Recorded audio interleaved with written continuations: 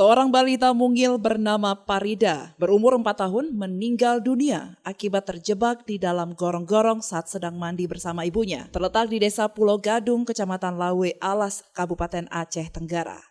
Saat sedang asik mandi bersama ibunya, balita mungil tersebut terseret arus sungai sehingga terjebak di dalam gorong-gorong. Saat ibu dari korban melihat ke belakang untuk mencari anaknya, ia melihat tangan dari sang anak melambai, seraya meminta tolong dari dalam gorong-gorong yang dipenuhi air.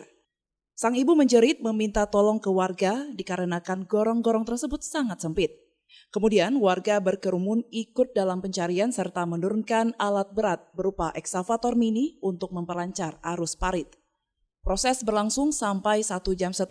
Balita mungil tersebut ditemukan dalam keadaan tidak bernyawa. Sontak keluarga menangis kesedihan. Kemudian balita tersebut dibawa ke rumah duka untuk dikebumikan.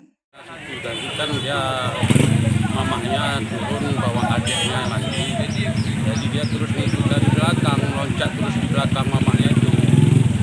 Nengok mamahnya ke belakang nggak nampak lagi, cuma tangannya gini minta tolong, itulah istilahnya.